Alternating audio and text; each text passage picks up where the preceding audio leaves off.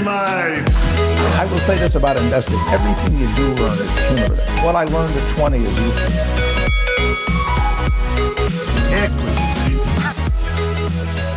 Welcome to another episode of Equity Mates, a podcast where we help you learn to invest in 45 minutes or less. We break down the world of investing from beginning to dividends so that you can hopefully make some returns. My name's Bryce, and as always, I'm joined by my equity buddy, Ren. How's it going, bro? I'm very good, Bryce. How are you? Good. Excited to chat stocks as always. Yes. Good episode coming up. Yeah, well, we're blowing the dust off something that we haven't spoken about in over 2 years. Yeah, and I'm sure this is going to be a good episode. We've done some research, and one of the highest search terms that a lot of people do on Google for Equity Mates is Equity Mates portfolio. So either they're wanting to know what's in your portfolio, Ren, or they want to know about our paper portfolio that we started way back at the start of Equity Mates. Yeah, well, the original design of Equity Mates was around doing a hypothetical portfolio and picking stocks and all of that. And then there were some questions raised about, does this constitute buying advice? Yes. We were spooked by the legality of the whole thing. And in classic fashion, rather than doing any decent research around the process and talking to a lawyer, we just decided to sack the whole thing. Well, we tried to speak to a lawyer, but we couldn't get anyone to give us free legal advice. True. And we weren't the giant of Australian finance podcasting that you see today. No. Instead, we were two people who were releasing, an episode every fortnight? We were doing something like that, Yeah. And without any pro bono financial services legal advice, we decided to put it on ice for a little bit. But the good news is that we have kept it running in the background. And so what we're going to do today... By kept it running in the background, we mean we kept a note of the 6 stocks that we talked about. No, we've got a live Google spreadsheet going. So... This is in relation to our hypothetical portfolio. As you said, Ren, we did a stock a week. We feel 2 years later, it's no longer a live buy and sell recommendation, so we can talk about it again. Absolutely. We're going to go through each of the stocks that we put in the portfolio. We're going to review what we actually wrote at the time, because we did do some blog posts about these stocks, why we like them, what they are. And then we'll just have a look at the price and I guess overall how the portfolio has performed over the last 2 years. So let's go in order of stocks, how we picked them. Oh, and we should say, I'm pretty sure if you go back in our back catalogue, we probably did an episode on each one of these stocks. Absolutely. At the time. Yeah, we did. And all of our blog posts are still up on the website if you want to have a read. So we're about to go through them now. So Ren, the first stock that is in our hypothetical portfolio is the Gateway Lifestyle Group. And that was purchased on the 16th of February 2017 at a price of $2.01. The logic behind this was we bought everything we did, we bought $1,000 worth. Yes. And it was $1,000 once a month, which we thought people were saving. That wasn't an unrealistic number. Gateway Lifestyle Group, no longer ASX listed. Its ASX code was GTY. Yep. Should we go through our post and then talk about what happened? Sure, let's do it. So it's a long post. I have a habit of waffling. Yes. So the Gateway Lifestyle Group was an alternative to the traditional retirement village. Essentially, you purchased your home from Gateway and they manufactured it for you, and you were charged for the home but not the land, and making it a more affordable option. So we bought this given the structural factor of baby boomers retiring. Absolutely, yeah. This was a growth industry. Yes. Sales went from $5 million in F15 to $113 million in F16, which is obviously massive, and it seemed like Gateway were really getting their act together and were getting ready for this wave of retirement that was coming. So there's a lot of detail in the post, but that was really the logic behind it. Yeah, nice. So we bought 491 shares at a price of $2.01. Where's it up to now, though? You mentioned that it's not listed. So the company was taken over, and there's a bit of a story. So to be transparent, the stock was actually down from where we bought it. It was in like the $1.80 range. And then the US company Hometown put in a takeover bid for Gateway, and that saw the share price jump up. I think their takeover price was at $2.10. What we then saw was a bidding war between Hometown and Canadian company Brookfield, which Hometown eventually won, and they bought out the Gateway Lifestyle Group shareholders in a cash offer at $2.25 a share. And so the way that would have worked is, as shareholders that we were, one day the shares would have disappeared from our brokerage account, and in its place would have been cash commensurate to $2.25 a share. Ka-ching. So if we look at that trade, 491 shares we had, Ren, closed out at $2.25. So that was a gain of $117.84 for us, or just under 12% return. So pretty good. We'd be happy with that. Yeah. I'm happy with it. So that's sitting in cash.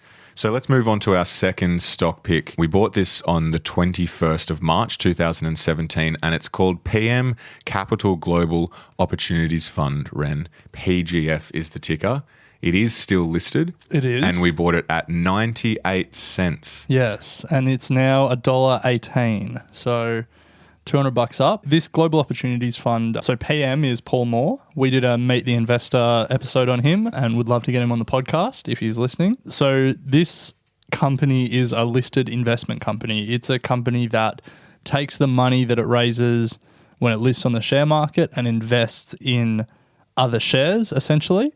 And if you're investing in this listed investment company, you're essentially backing Paul Moore and his team to invest that money and get a better return than you could, or that buying an index could. And so far, Paul Moore has done pretty good to us. We're up about 20%. Important to point out, Ren, that this was an interesting moment for us because we actually got this sort of stock tip from Andrew Brown, who we interviewed right at the very start of our investing journey, and he started chatting about this stock. There's nothing wrong with necessarily following other people's thinking. We then did go away and do our own research on this stock and determined that it was a pretty interesting one to get involved in. I think they invest in around 25 to 45 global companies that are hopefully trading below their sort of intrinsic value, or looking for bargains, essentially. So we put some cash in and it's paying dividends at the moment. Yeah, I don't know if it literally pays dividends, but there's no points for originality. This was after our first Equity Mates interview with Andrew Brown. He was talking about PM Capital. Actually, I think he was talking about it on the podcast. Yeah, he was. Yeah. So pretty happy with that one. Thank you, Andrew. 20% return on that. Equity Mate. The third addition to our hypothetical portfolio, Ren, was Australian Agricultural Company.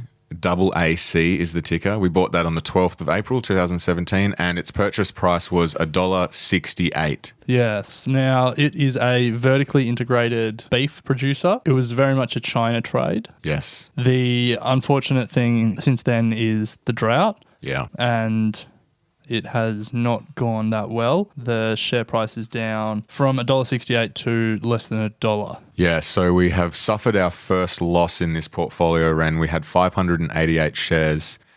We're down about $400 on that trade, though, so down 40%. So that one hurts a little. Yeah, now I think this is a classic example of when, like being aware of your thesis, being aware of the broader market and selling when you need to sell. Similar to my stock of the year pick with Costa Group, I think selling when conditions really changed and when the prospects for these businesses really changed would be the prudent thing to do. So if we had kept a closer eye on things in this hypothetical portfolio, are you suggesting that we perhaps would have sold this knowing what is going on in the industry at the moment? I think so, yes. Yes. Yeah. Other than the drought, it doesn't seem a lot has changed in that space. No, I think agricultural export story in Australia is still present. Yeah. It's just that the drought is really affecting it.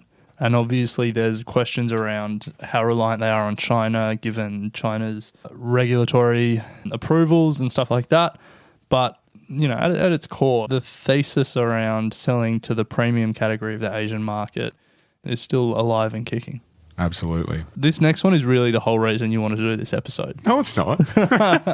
80% of the reason. No. 80% of the returns and 80% of the reason. It doesn't mean anything. It's all on paper anyways, so whatever. More than 80% of the returns, actually.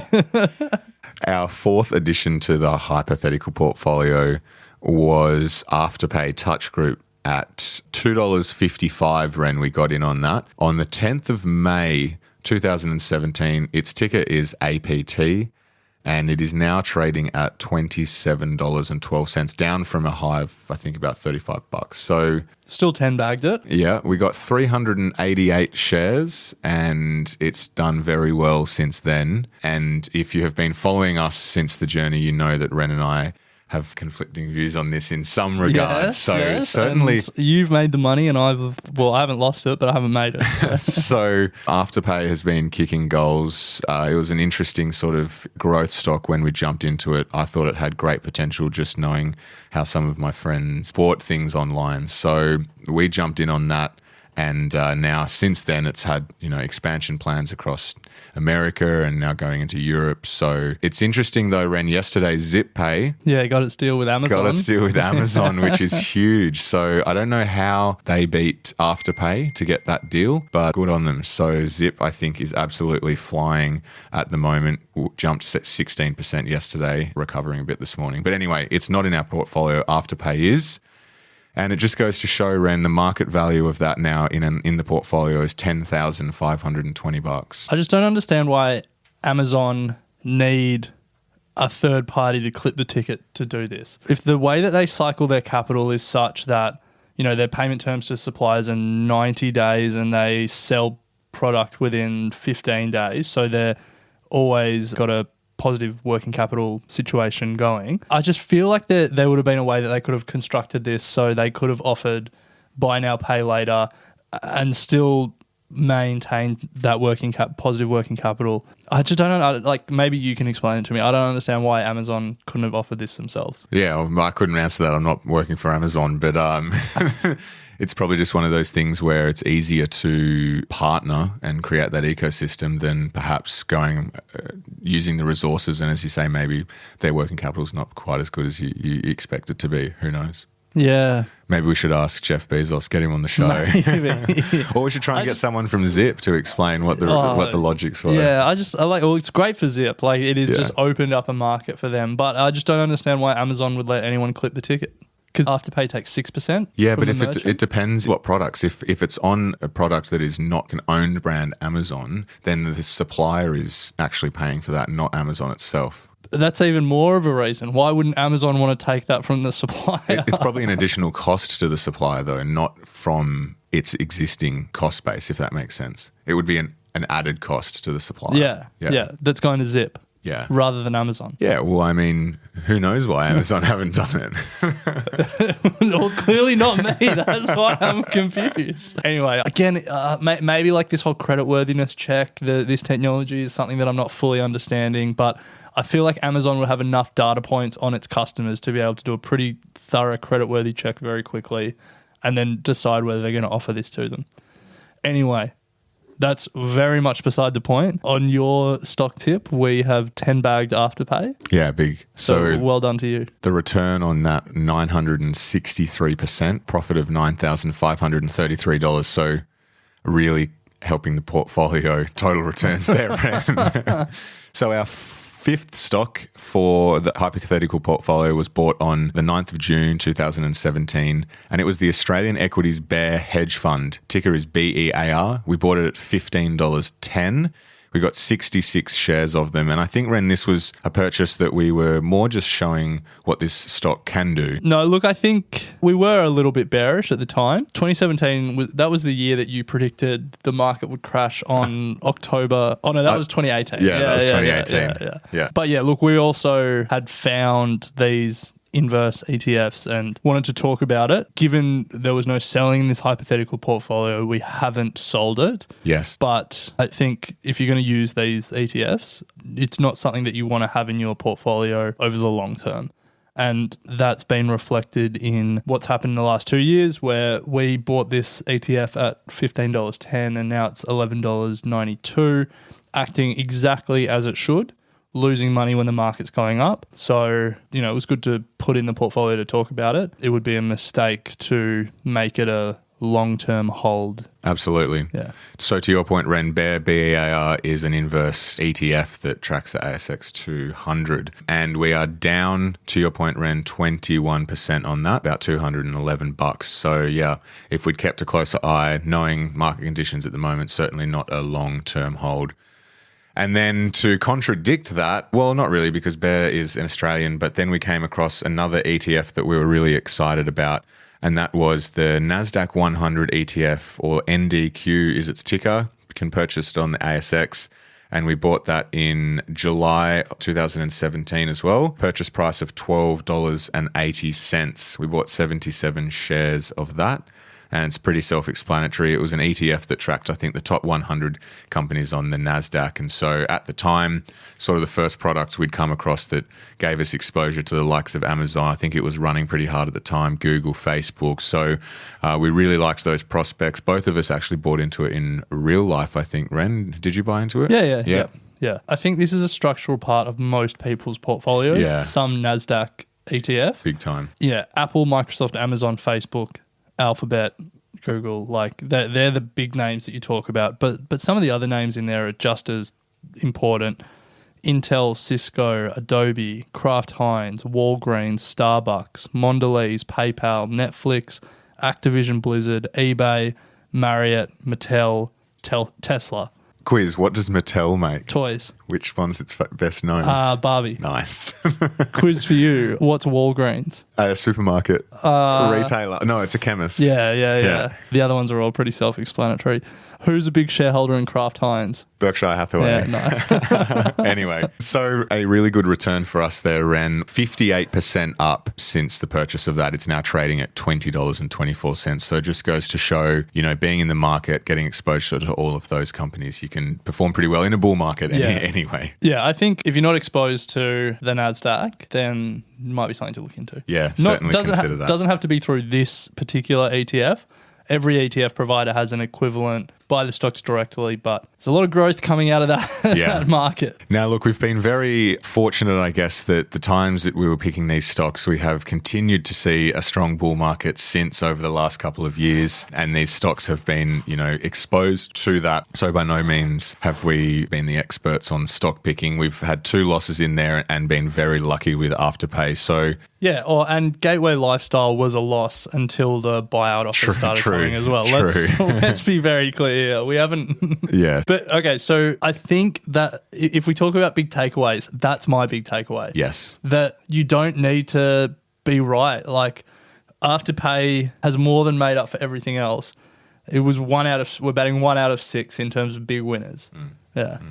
Absolutely. Well, I think at our live show, we asked the panelists what their sort of hit rate was. And I think, Matt was saying that he's right 30% of the time. Yeah, Matt said 3 out of 10. Yeah. No other panelist answered. Yeah. Come on. Which makes me think that they're all batting around there. Yeah. No, I think a lot of people probably bat around there. Absolutely. Yeah. So total portfolio return, Ren, 163.5% since 2017, a gain of $9,600 odd dollars, but that's mainly due to Afterpay kicking in there. So without Afterpay up $300. Yeah, but I'd take that off a $6,000 cost base. So what are we talking? 5%. Yeah. Okay. You're half your average ASX return.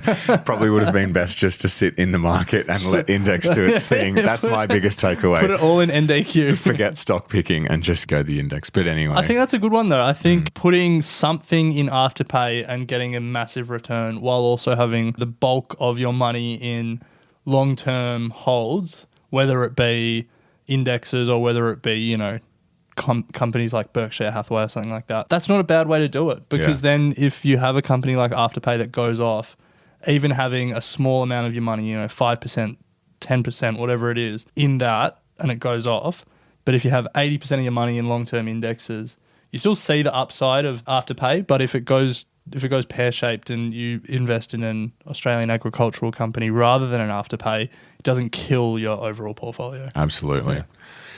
So that's our hypothetical portfolio for 2017. We're thinking of ways in which we can do more of this sort of stuff. I want to do it again. I just don't know. Like the thing I was thinking about it, like, do you do it like delayed So it's like, it's not a buy and sell recommendation because it's like a month delayed. But no one wants to see stuff a month delayed. That's crap. So then it's like, do we get an Australian financial services license? I think we just need to review the legality around it and we should be fine. Yeah. So we'll leave it there, Ren. Good to dust off the cobwebs, and we're approaching the end of the year, so we'll be dusting off the cobwebs for our bold predictions of 2019 as well, which should be fun. So stay tuned for that. But as always, thanks for listening. Great to be chatting stocks with you, Ren, and we'll touch base next week. Sounds good. Equity Mates and the people appearing in this program may have positions in the companies mentioned. This is general advice only. Please speak to a financial professional to understand how it may pertain to your individual situation. Equity Mates.